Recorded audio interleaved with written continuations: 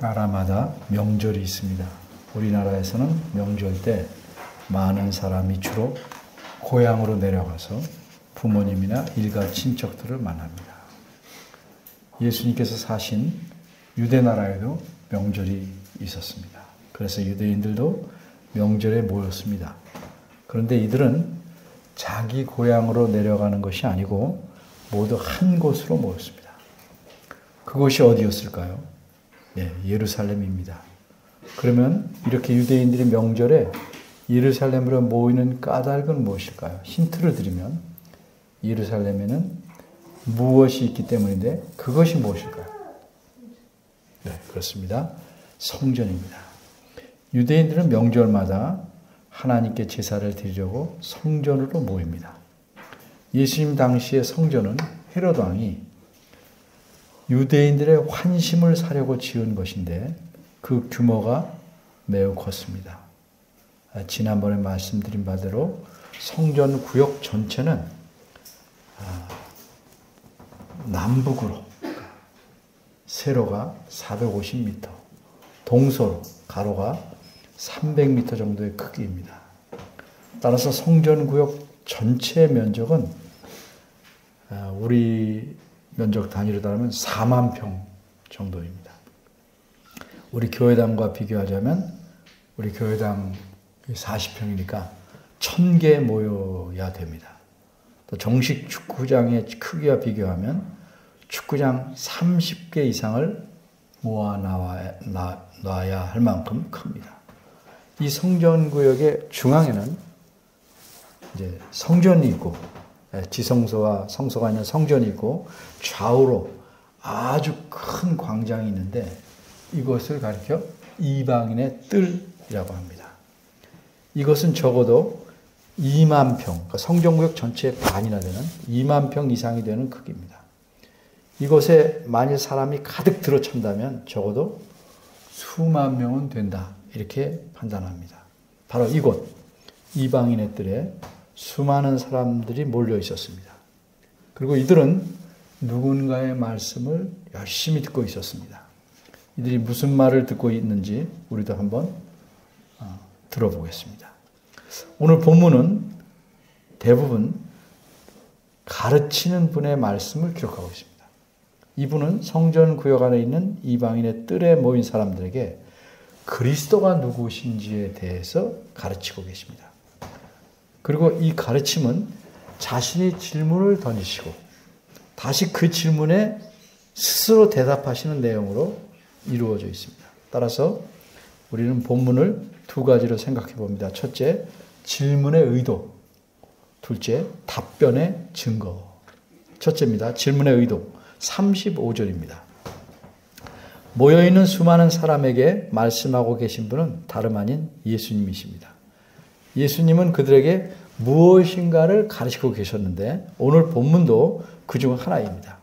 예수께서 이렇게 본문을 보면 질문하십니다. 어찌하여 서기관들이 그리스도를 다윗의 자손이라고 하느냐?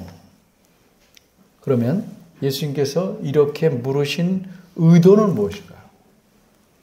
서기관들이 그리스도를 다윗의 자손이라고 말하는 것이 잘못이라고 말씀하시는 것처럼 들리죠. 그렇습니다. 서기관들이 잘못하였다는 의도로 말씀하신 겁니다. 이 질문에서 그리스도는 예수님 자신이신 줄 우리가 잘 압니다. 그런데 예수님 당시에는 예수님을 그리스도, 바꿔 말하면 메시아라고 믿는 사람들이 많지 않았습니다. 유대인들은 대부분 그렇게 안 믿었습니다. 이렇게 많은 사람들이 예수님을 그리스도라고 믿지 못하게 만든 큰 원인 중에 하나는 서기관들이 잘못 가르쳤기 때문입니다. 그래서 이 질문은 예수님께서는 그리스도이신 자신이 누구신지를 올바로 가르쳐 주시려고 물어보신 겁니다. 여기서 우리는 먼저 두 가지 질문을 간단하게 살펴보고 예수님의 대답을 생각해 보려고 합니다. 하나는 서기관들이 누군가 하는 질문이고 다른 하나는 그리스도는 과연 다윗의 자손이 아닌가 하는 질문입니다. 먼저 서기관들은 누군가? 서기관들은 율법에 대해 정통하고 있는 선생님들입니다. 요즘으로 말하면 율법 박사들입니다. 이들은 구약 성경을 백성들에게 가르치는 교수들입니다. 그런데 이렇게 전문가들이 그리스도에 대해 틀리게 가르칠 수 있을까요? 혹 전문가라도 어떤 경우에는 가르치다가 실수할 수도 있겠습니다. 그런데 예수님께서는 한두 명의 서기관들이 잘못 가르친다고 지적하신 것이 아닙니다. 예수님은 서기관들이라고 말씀하심으로써 서기관들 전체가 혹은 대부분이 잘못 가르친다고 지적하신 겁니다. 바꿔 말하면 전문가들이 가르치는 내용이 잘못이라고 말씀한 겁니다. 그러면 과연 예수님의 이러한 지적을 받아들일 수 있을까? 두 번째로 생각할 것은 과연 그리스도가 다윗의 자손이 아닌가 하는 점입니다.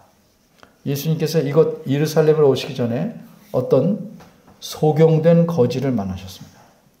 그 거지가 길가에 앉아 있다가 예수님이 지나가시다는 말을 듣고 이렇게 소리쳤습니다. 마가복음 10장 47절부터 보겠습니다. 거지는 이렇게 외칩니다. 다윗의 자손 예수여, 나를 불쌍히 여기소서. 그런데 이렇게 소리 지르는 것을 한두 번 하고 만 것이 아닙니다. 47절을 보면 소리 질러 가로되 라는 말이 있는데 이것을 원어대로 표현하면 소리 질러 말하기를 시작하였다입니다. 이 거지는 이 기회를 놓치면 다시는 눈을 뜰 수 있는 가망이 없습니다. 그러니 죽어라고 소리 지르는 겁니다. 예수님께서 자기를 불쌍히 여겨주시길 바라서 악을 쓰다시피 큰 소리를 내는 겁니다. 어찌나 소리를 질러대는지 사람들이 그냥 놔줄 수가 없었습니다. 48절을 보겠습니다. 많은 사람이 꾸짖어 잠잠하라 라고 합니다. 그랬더니 거지가 어떻게 했습니까? 조용했습니까? 아닙니다. 그가 더욱 심히 소리 질렀다 이렇게 말합니다. 이 표현도 원어대로 말씀드리면 그가 더욱더 계속해서 소리를 질렀다입니다. 그러자 어떻게 되었습니까? 49절입니다. 길 가시던 예수님께서 멈추셨습니다. 그리고 뭐라고 말씀했습니까? 저 사람을 부르라 라고 하셨습니다. 이 말씀을 듣고 소경이 겉옷도 내던지고 뛰어 일어나 예수님께 나왔습니다. 그런데 예수님께서 이 소경을 다음과 같이 야단치시거나 타이르셨습니까? 나는 다윗의 자손은 아니다. 그런데 어째서 너는 나를 그렇게 엉뚱하게 부리며 소리를 치느냐? 이렇게 말씀하셨어요? 아닙니다. 예수님께서 말씀하시기를 내게 무엇을 하기를 원하느냐? 라고 물으셨어요. 여기서 우리가 어떤 사실을 알 수 있습니까? 예수님께서는 자신이 다윗의 자손임을 적어도 부인하지 않으셨다 하는 사실을 알 수 있습니다. 엄밀히 말하면 예수님은 정말로 다윗의 자손입니다. 그러게 마태복음 1장 1절에 뭐라고 말씀합니까? 아브라함과 다윗의 자손 예수 그리스도의 세계라 라고 말씀합니다. 이틀 전쯤에 아마 예수님께서 예루살렘 성에 들어오실 때도 많은 사람이 이렇게 말하면서 환영했습니다. 마태복음 21장 9절입니다. 호산나 다윗의 자손이요 찬송하리로다. 주의 이름으로 오시는 이여 가장 높은 곳에서 호산나. 분명히 많은 사람들이 다윗의 자손이요 말했습니다. 사도 바울도 이렇게 말했습니다. 하나님은 약속하신 대로 다윗의 자손 가운데서 구주를 세워 이스라엘에게 보내셨으니 그가 곧 예수입니다. 사도행전 13장 23절 표준 세 번역. 이 외에도 성경의 여러 곳에서 예수님을 가리켜 다윗의 자손이라고 말씀합니다. 이렇듯 예수님은 다윗의 자손임이 분명합니다. 다시 오늘 보면 35절 12장 35절로 돌아옵니다. 서기관들의 전문성이나 지금 우리가 살펴본 성경의 증거들과 그리고 그 당시 사람들의 이해를 보면 분명히 예수 그리스도는 다윗의 자손입니다. 따라서 서기관들이 그리스도를 다윗의 자손이라고 가르친 것은 틀리지 않습니다. 맞습니다. 그러면 예수님은 어찌하여 서기관들이 그리스도를 다윗의 자손이라 하느냐라고 질문하셨습니까? 그래서 우리는 좀 다른 각도에서 생각해 보아야 합니다. 먼저 예를 하나 들어보겠습니다. 나는 괜찮다고 하는데 내 친구가 좋은 선물을 하겠다고 말합니다.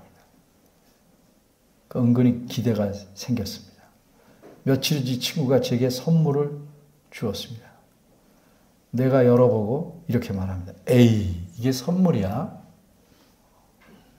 이 말이 무슨 뜻일까? 선물이 아니라는 뜻일까요? 물론 선물인 줄은 압니다. 근데 이렇게 말하는 의미는 내가 기대한 것에 훨씬 못 미친다는 뜻입니다.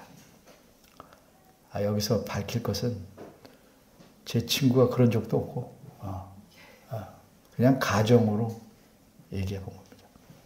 예수님의 질문도 이와 비슷합니다.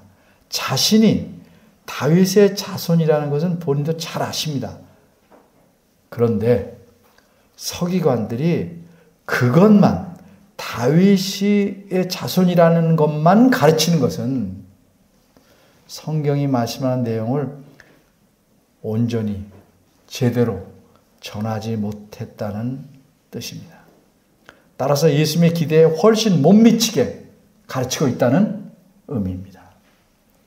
그러면 예수님께서 그리스도에 관해 말씀하시려는 사실은 무엇입니까? 그리고 어떤 증거로 그런 사실을 가르치시려고 하는지를 살펴보겠습니다. 둘째, 답변의 증거. 먼저 과연 예수님의 질문이 그런 뜻인가? 제가 말씀드린 그런 뜻인가? 이 점을 살펴보겠습니다. 36절과 37절에 나온 예수님 말씀을 통해서 우리는 예수님께서 무엇을 문제 삼고 있는지를 알 수 있습니다. 먼저 36절입니다. 예수님은 옛날에 다윗이 한 말을 증거로 제시합니다. 다윗은 유대인들이 가장 존경하는 사람 중 한 사람입니다. 유대인들의 조상으로서 다윗은 하나님을 가장 잘 섬긴 훌륭한 왕이었다 하는 점에서 그렇습니다. 그러나 무엇보다도 하나님께서 다윗의 자손 중에서 다윗과 같은 위대한 왕이 태어나게 하시리라는 약속, 그 하나님의 약속 때문에 다윗을 아주 존경합니다. 이렇게 유대인들이 존경하는 다윗의 말을 증거로 제시하면서 예수님이 이렇게 말씀합니다. 다윗이 성령의 감동에 감동하여 친히 말하되. 이 말씀이 무슨 뜻입니까?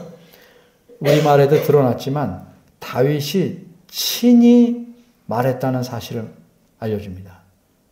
어떤 다른 사람이 말하기를 이게 다윗이 말인데 하면서 옹교한 말이 아니란 뜻입니다. 원어대로 표현하면 바로 다윗 자신이 말했다는 뜻입니다. 그런데 또 한 가지 결정적인 표현이 나옵니다.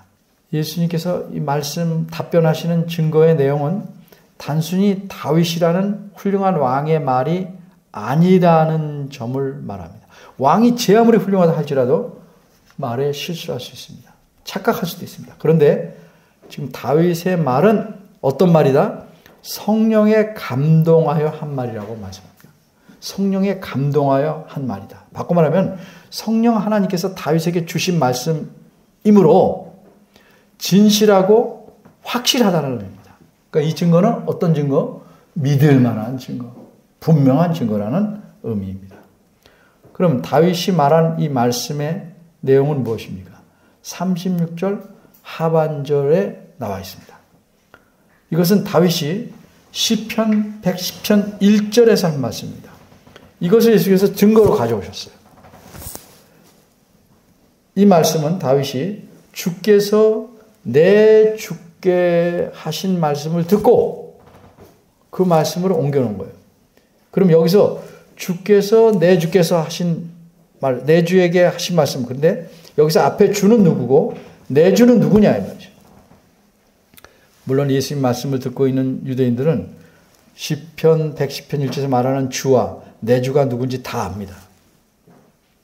시편 110편 1절을 그대로 옮기면 내 주에게 하신 여호와의 말씀이라는 표현입니다. 그러니까 여호와께서 다윗의 주님에게 하신 말씀이라는 뜻이에요. 여호와께서 다윗의 주님에게 하신 말씀. 그리고 여기서 다윗의 주님은 누구냐? 그리스도를 뜻해요. 이렇다는 것은 듣는 이들도 다 알고 동의합니다. 여호와께서 다윗의 주인이신 그리스도에게 말씀하셨다. 듣는 사람이 다 알아요. 유대인들이라. 그러기에 예수님이 이렇게 다시 질문합니다. 37절입니다. 다윗이 그리스도를 주라 하였는데 어찌 그의 자손이 되겠느냐. 여기서 다시 한번 예수님이 무엇을 강조하시는지를 볼 수 있습니다. 원어대로 말하면 다윗이가 아니고 바로 다윗 자신이 이렇게 했어요. 남들이 그렇다고 하는 거예요. 다윗 자신이 자기 입으로 그리스도를 내 주라고 말했는데 어찌 그리스도가 다윗의 자손이 되겠느냐. 이러한 예수님의 말씀을 듣고 사람들 어떻게 반응했습니까? 37절 하반절은 백성이 즐겁게 듣더라 라고 되어 있습니다. 그러나 원어대로 표현하면 많은 무리가 즐겁게 듣고 있었답니다. 이 말씀은 적어도 예수님의 증거가 확실하고 정당하게 듣는 많은 사람들이 야, 그 논리적으로 타당한 증거다 라고 인정하였다 하는 사실을 말해줍니다. 그러면 그 자리에 있었던 서기관들이나 바리새인들도 예수님의 이 말씀의 증거를 정당하다고 인정하였을까? 오늘 본문에는 나오지 않지만 같은 사건을 다루고 있는 마태복음 22장 45절에서 46절을 보면 이렇게 말씀합니다. 다윗이 그리스도를 주라 칭하였은즉 어찌 그의 자손이 되겠냐 하시니 한 말도 능히 대답하는 자가 없고 그날부터 감히 그에게 묻는 자도 없더라. 이 말씀이 무슨 뜻입니까? 서기관이나 바리새인들도 예수님의 말씀을 마음으로 받아들이고 믿지는 못할지언정 적어도 논리적 증거로서 타당함을 인정할 수밖에 없어서 이후로는 더 이상 이 일을 제기할 수 없었다 하는 의미입니다. 이제 오늘 본문을 정리합니다. 예수님 그 당시 성경 말씀을 가르치는 선생들인 서기관들이 그리스도를 다윗의 자손이라고만 가르치는 것이 옳지 못하다. 온전하지 못하다. 이렇게 생각하셨습니다. 그것은 마치 손등만 혹은 손바닥만 있다고 말하는 것과 같이 가르치는 것이기 때문입니다. 서기관들은 그리스도께서 오시는 그 인간적인 출생의 계보만 알려주었습니다. 다시 말해서 그리스도의 인간성, 인간 되심만 가르친 겁니다. 그럼 이들은 무엇을 가르치지 않았습니까?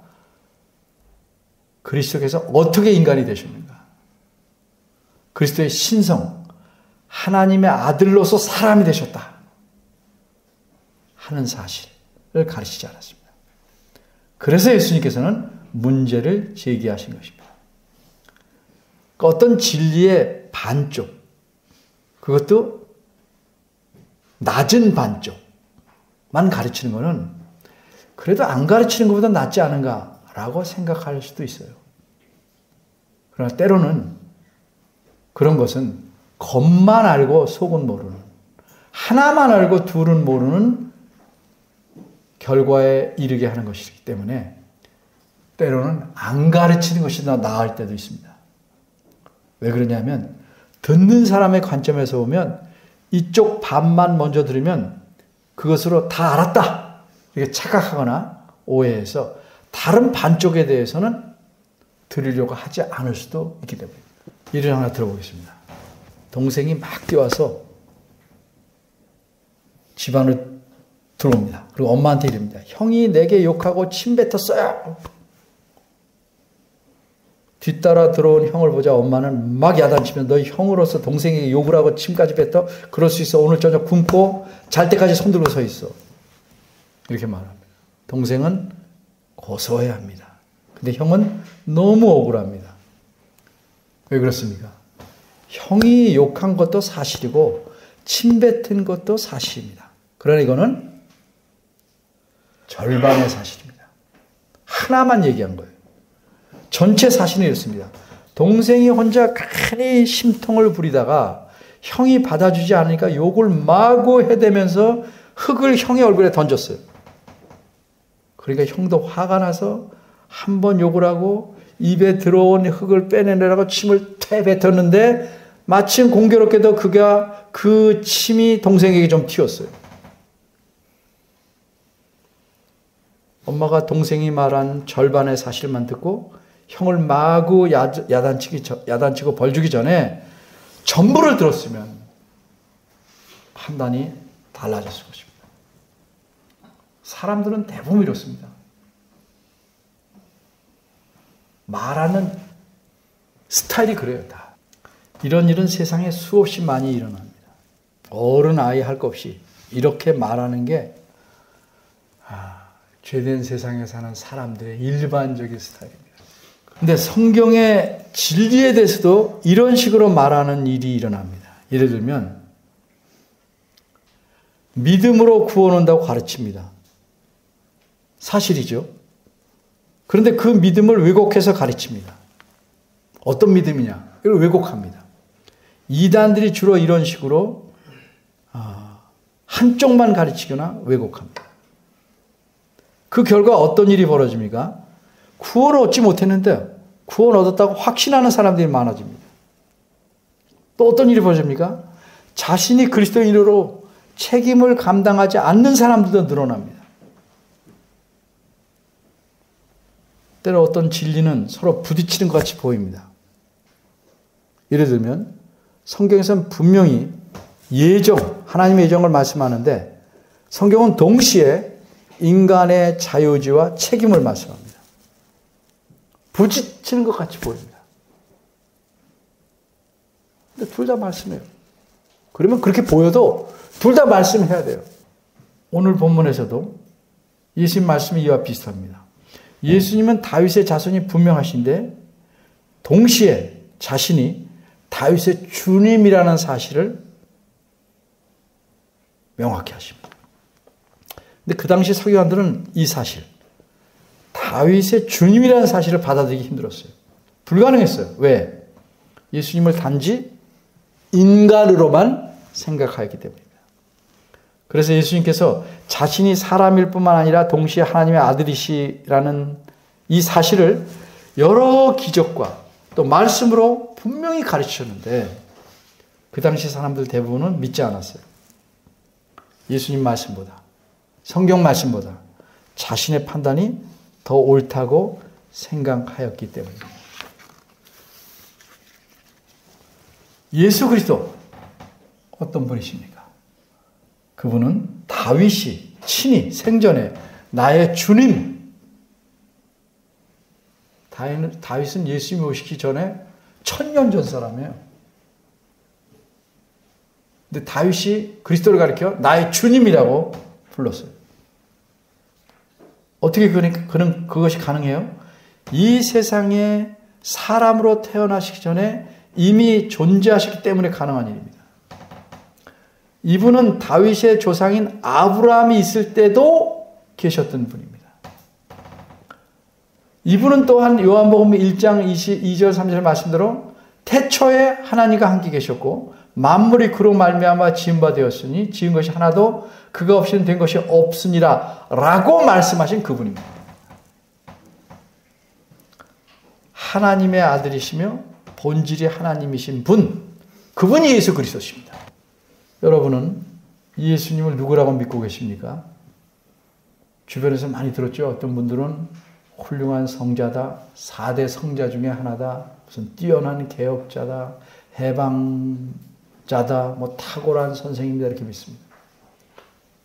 예수 그리스도를 그렇게 믿는 것은 그분의 인간적인 면만 보는 이른바 수박 겉핥기식의 인식입니다. 그러나 우리는 어떻게 믿습니까? 예수님을 그리스도로 믿고 그러기에 그분을 구주로 믿어 구원받는다는 사실을 믿습니다. 이렇게 믿는 것은 바르게 믿는 것입니다. 그런데 이렇게 믿는 것만으로 충분할까? 아닙니다. 그 정도로 믿는 것은 하나만 알고 둘은 모르는 겁니다. 오늘 제목 보시면 하나만 알고, 그럼 뒤에 뭐가 생략된지는 아시겠죠? 네. 하나만 알고 둘은 모르는 것. 어째서 그렇습니까? 예수님 믿는다는 것은 단순히 내가 구원받기 위한 것뿐만이 아니고 예수님을 나의 주님, 나의 주인으로 섬기는 것을 의미하기 때문입니다. 그러면 다윗이 내 주라고 부른 그분, 예수 그리스도는 어떤 주님이십니까? 그분은 단순히 인간으로서만 주인이 아닙니다. 예수 그리스도는 그 본질이 하나님이십니다. 하나님의 아들이신 우리 모두의 주인이십니다. 오늘 본문 36절 하반절에 보면 성부 하나님께서 말씀하시기를 내 원수를 내 발 아래 둘 때까지 내 우편에 앉았으라 라고 하셨어요. 여기서 내는 누구예요? 그리스도입니다. 그렇게 그리스도는 지금 하나님 우편에 앉아서 왕으로서 세상을 다스리고 계십니다. 하나님께서 악한 마귀와 그 세력들을 온전히 굴복시킬 때까지, 즉 이 세상 종말 때까지 그리스도는 왕으로서 세상 만사와 온 우주를 다스리십니다. 그렇게 우리가 예수 그리스도에 대한 이 진리의 말씀을 온전히 받아들이고 믿는다면 이분에게 우리의 온 삶을 맡기고 그분의 말씀에 따라 살려고 힘과 뜻과 정성을 다해야 합니다. 이것이 주 예수 그리스도를 믿는 것입니다. 온전히 믿는 것입니다. 예수님께서 한 번은 제자들에게 너희는 나를 누구라고 하느냐 이렇게 물으셨습니다. 여러분, 예수께서 우리 각자에게 너는 나를 믿는다고 하는데 정말로 나를 너의 주인으로 섬기고 내 말에 순종하며 사느냐? 라고 물으신다면 어떻게 대답하시겠습니까? 기도하겠습니다. 은혜로우신 하나님, 우리의 믿음의 상태가 어떠한지 들여다봅니다. 주께서 보석과 같은 믿음을 우리에게 주셨는데 우리가 그 믿음의 한 면만 살펴보고 다른 면을 놓치고 있지 않은지 돌아보게 하시옵소서. 그래서 예수 그리스도를 우리의 실제상의 주인임을 잊지 않게 하시고 늘 주님의 말씀과 가르침과 명령에 따라 우리의 삶의 모든 언행을 어거하며 순종해 갈 수 있도록 이끌어 주옵소서. 예수님 이름으로 기도합니다. 아멘.